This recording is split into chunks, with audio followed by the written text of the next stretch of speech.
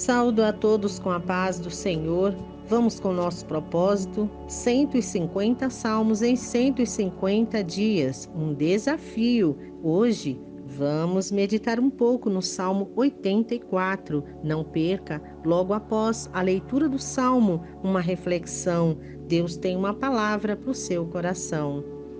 Ao músico-chefe, Salmo para os filhos de Corá.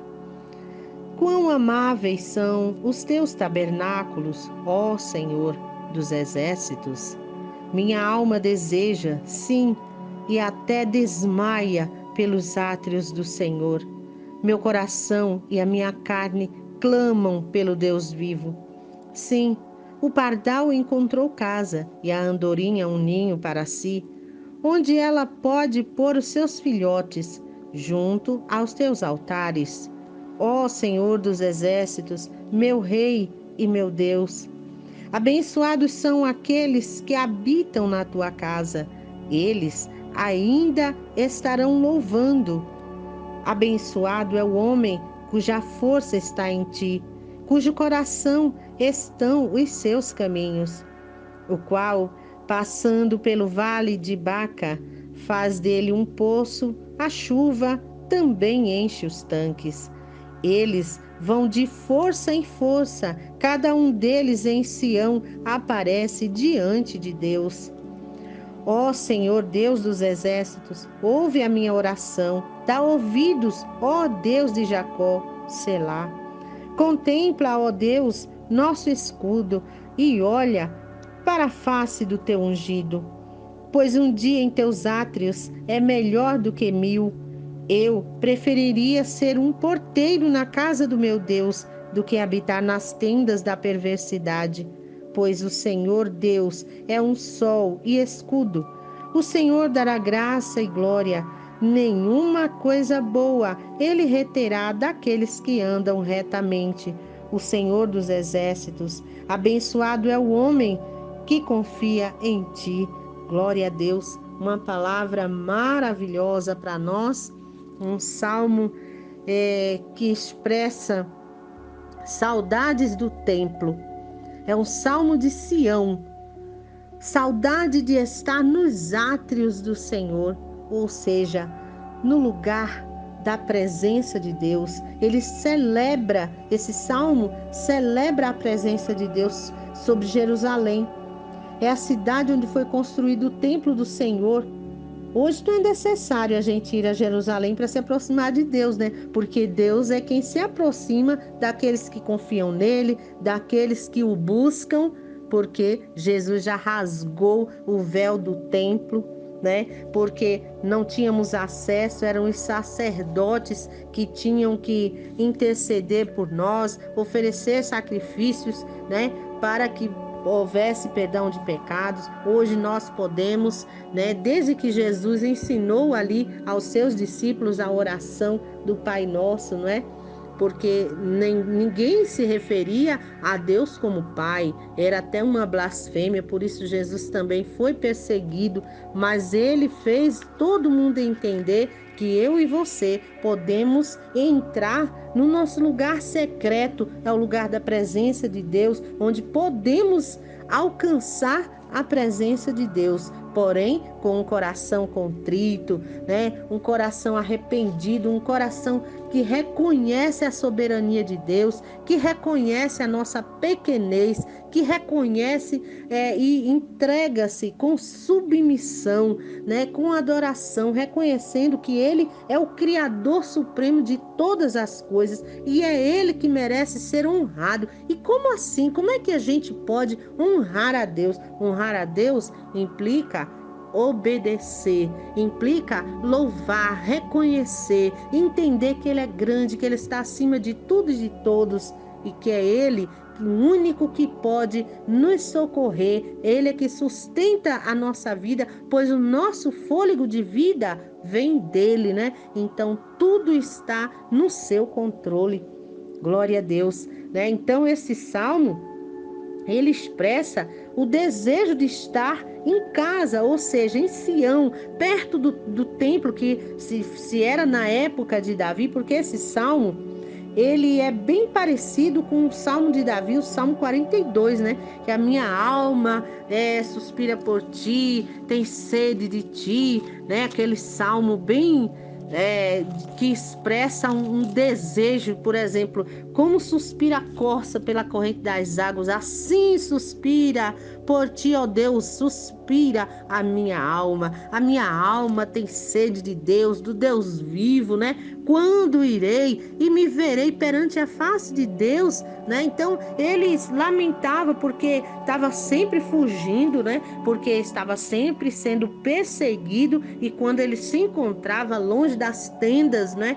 Onde estava o santuário, onde estava a arca do concerto, onde estava ali o lugar santo, onde Deus se fazia presente antes da construção do templo de Salomão, né? Então dá a entender, embora não diga quem é o autor, foi entregue aos filhos de Corá, porque era para eles como se fosse organizar para que fosse louvado no templo, porque os Salmos é o livro de cântico do povo de Deus, ou seja, e até hoje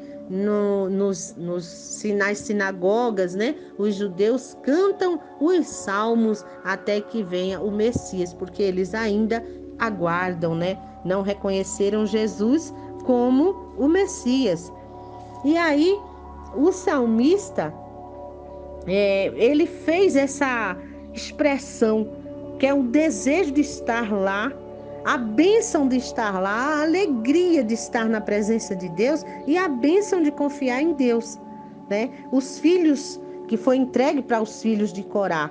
Então ele mostra o prazer em servir ao Senhor, de não adorar por obrigação, e sim por vontade de estar próximo a Deus, de lhe oferecer a honra que só o Criador Supremo merece. O Criador Supremo, Deus verdadeiro, que oferece proteção, que nos dá sustentação, a provisão, que nos dá força, dá forças a todos aqueles que lhe são fiéis, né? Então ele começa dizendo: quão amáveis são os teus tabernáculos, ó Senhor dos exércitos, né? Minha alma deseja, sim, e até desmaia pelos átrios do Senhor. Meu coração e a minha carne clamam pelo Deus vivo. Sim, aí ele vem dizendo, né? Que o pardal encontrou casa e a andorinha um ninho para si, onde ela pode pôr os seus filhotes junto aos teus altares, ó Senhor dos exércitos. Dizem alguns pregadores, alguns historiadores, que podia ser que Davi tivesse contemplado algum ninho de pardais, que era muito comum naquela época e tinha em grande quantidade, né? E algum ninho que estivesse lá, né, na tenda, no templo, no lugar sagrado, tivesse colocado ali um ninho para colocar os seus filhos, e no entanto eles eram livres, voavam livremente, cantavam o tempo todo, eram muito barulhentos, né? Então ele, em certa forma, acho que sentiu inveja, né? Porque eles ali colocaram a sua casa, colocaram os seus filhos, estavam sempre próximos da presença de Deus, né? Aí ele vem e diz assim: abençoados são aqueles que habitam na tua casa, eles ainda estarão te louvando. Aí o selá, para uma pausa para a troca de instrumento ou de compasso, mas também uma pausa para reflexão, não é? Abençoados são aqueles que habitam na tua casa, eles ainda estarão te louvando. Não é que aquele que vai passar um dia inteiro na igreja ou em Jerusalém ou no túmulo de Jesus, não é isso. É aquele que almeja por estar na presença de Deus continuamente. E como é possível estar na presença de Deus? Nós podemos estar o tempo todo com o coração alegre, o coração voltados para Deus, buscando a sua presença, buscando uma intimidade com Deus, através de oração, através dos cânticos, mas não somente isso, com a nossa vida inteira, porque o apóstolo Paulo, ele nos exortou, ele disse, fazei tudo para a glória de Deus, né? Quer comais, quer bebais, quer façais qualquer outra coisa, fazei tudo para a glória de Deus. Então, todas as nossas ações, né, os nossos pensamentos, nosso desejo seja pautado em Deus. Então, isso é viver uma vida cuja força está em ti, né? Porque Ele é a nossa força. No verso 5 ele diz: abençoado é o homem cuja força está em ti, em cujo coração estão os seus caminhos, né? O qual passando pelo vale de Baca, ele vai dizendo tudo isso em relação a estar na presença de Deus, a alegria de estar na presença de Deus, né? E ele continua no verso 7, eles vão de força em força. Cada um deles em Sião aparece diante de Deus. Esse versículo chama bastante atenção. Eles vão de força em força, né? A gente lembra, vá para onde, né? Eu lembro quando Deus disse a Moisés, o povo estava diante do Mar Vermelho, fugindo do exército de Faraó com seus exércitos numerosos e poderosos, né? E eles fugindo ali chegaram em frente ao mar. E agora? Agora, se a gente ficar, é aquela história. Se vai correr para onde, né? Porque se ficar, eles vão nos destruir.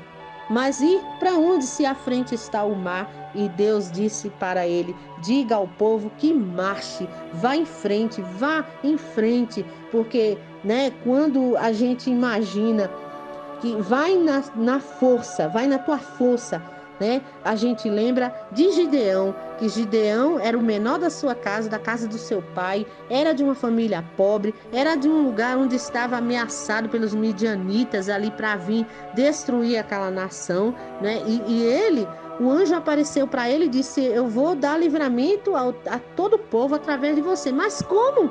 Como através de mim, que eu sou, além de pobre, sou o menor da casa do meu pai, porque tinha uma cultura onde a autoridade estava com o filho mais velho, e ele era o menor, o mais novo, então não tinha como. Mas Deus, através do anjo do Senhor ali, que alguns falam seria o próprio Deus ali em forma de anjo, falando com ele, dando as instruções, e ele temeroso, porque quem não temer, né, de ir de encontro a uma nação poderosa que vem um exército grande para destruir e a pessoa ali se sentiu um menor, não tem nem como. E Deus ali deu as ordenanças para que ele derrubasse os altares, ou seja, acabasse com a idolatria, derrubasse os altares de Baal e erguesse um sacrifício ali, um holocausto ao Deus verdadeiro, né? E ele disse para ele: vai na tua força. E ali a gente, quem conhece a história, né?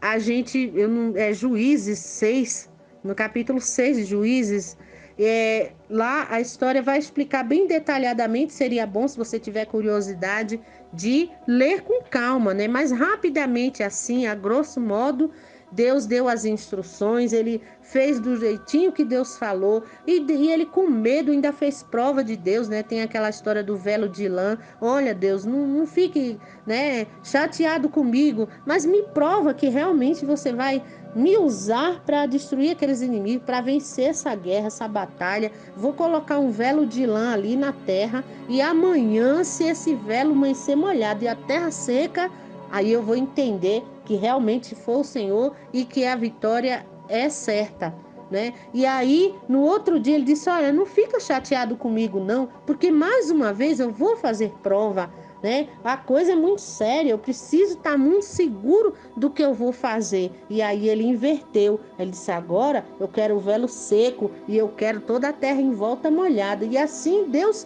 concedeu a ele a confirmação. E ali, ele ainda com medo, aí Deus falou, orientou para que ele fosse à noite ou na madrugada, não lembro, lá perto da onde estavam os inimigos intocados, já prontos para atacar. E Deus mandou que ele fosse caladinho, e ele escutou lá um dos homens falando: olha, eu tive um sonho assim, assim, assim.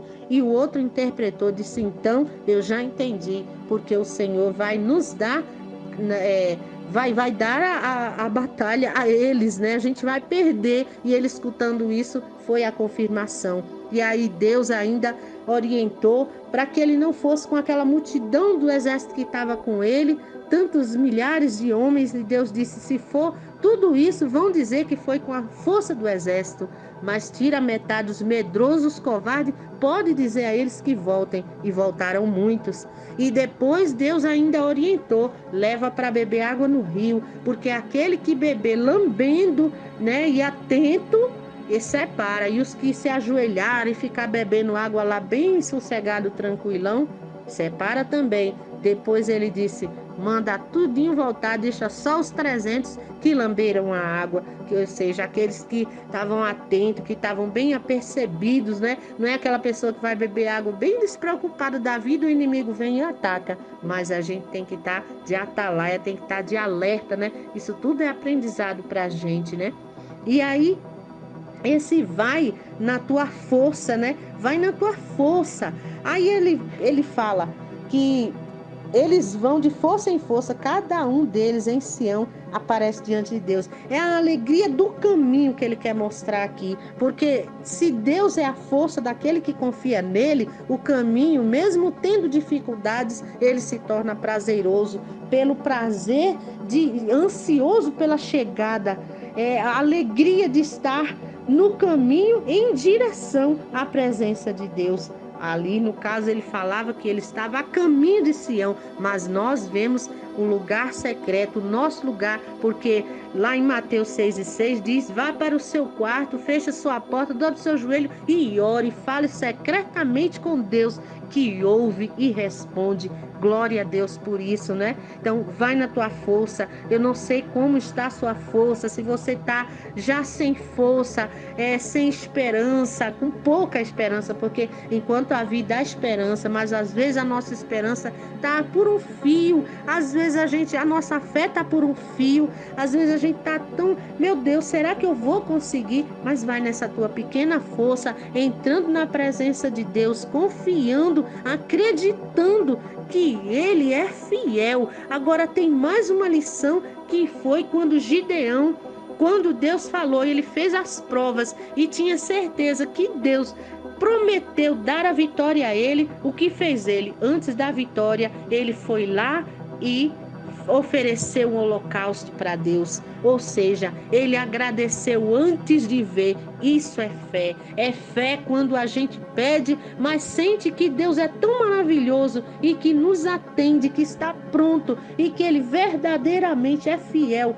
para cumprir aquilo que ele promete. Ele promete estar conosco, ele promete atender aquele que o busca, ele promete que está com as mãos estendidas, ele promete que a sua misericórdia se estende de geração em geração e mais, se renova a cada manhã, né? Então vai firme na tua força, começa já agradecendo aquilo que você estava pedindo, aquilo que você está querendo alcançar, começa já agradecendo, seja grato a Deus como se já tivesse recebido. Isso é fé, isso é confiança.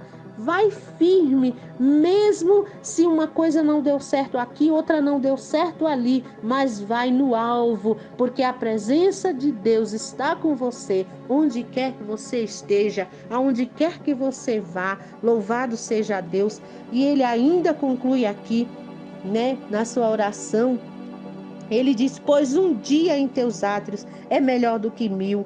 Eu preferiria ser um porteiro na casa do meu Deus do que habitar nas tendas da perversidade. Quando a gente prova a presença de Deus, quando a gente prova a alegria de sentir Deus, de nos aproximar de Deus, a gente escolhe. É melhor do que qualquer coisa estar na presença de Deus do que estar no meio da perversidade, no meio das orgias, no meio das coisas que nos afastam de Deus. Um dia na presença de Deus é melhor do que 1000, e a gente não tem 1000 dias para estar em vida, porque a Bíblia diz que os nossos anos são curtos, não é? E assim ele encerra o verso 11, ele diz: pois o Senhor é Deus, é um sol, é escudo. O sol, ele ilumina, o sol aquece, o sol possibilita a vida. Deus é isso para nós, é a nossa luz, a nossa vida, a nossa fonte de vida. Louvado seja Deus, é um escudo, porque Ele é proteção para nós. Ele dará graça. A graça significa a condição para nós passarmos tudo isso, e a glória significa a vitória. Então, Ele dá graça para passar, Ele vai com a gente, Ele protege, Ele nos dá a condição e, por fim, a vitória. E ele diz ainda: nenhuma coisa boa ele reterá daqueles que andam retamente. Deus está cheio de coisas boas para nos dar. Deus tem bênçãos para nos dar. Então as mãos dele estão cheias. Vamos buscar a ele, vamos continuar na presença dele. Ele encerra o verso 12 aqui: o Senhor dos Exércitos, ó Senhor dos Exércitos, abençoado é o homem que confia em ti. Confia no Senhor, confia nele, porque ele é fiel, ele está pronto para te dar a vitória, ele está contigo. Não importa o que as circunstâncias à volta diga, pode estar a enfermidade assolando, pode estar a perseguição, pode estar o desprezo, pode estar a luta financeira, seja ela qual for, Deus está com você, Deus está te vendo, Deus está trabalhando ao seu favor, como diz em Isaías 64:4, Deus trabalha por aqueles que nele espera no Senhor, vai firme entrando na presença dele, se aproximando dele, buscando comunhão com ele, porque ele é fiel, lembrando, agradecendo desde já, porque a vitória é certa. Em nome de Jesus, que Deus te abençoe, um beijo no seu coração, obrigada por chegar até aqui, e se puder deixar um like para ajudar a gente, um comentário, porque o YouTube vai entender que é um conteúdo relevante e vai enviar para mais pessoas. E se você puder compartilhar, porque é bênção de Deus, a gente compartilhando as bênçãos, Deus também nos abençoa. Obrigada por você estar me abençoando, assistindo este salmo comigo, né? Curtindo aí a palavra de Deus todos os dias, um salmo para alimentar a nossa alma. Beijo!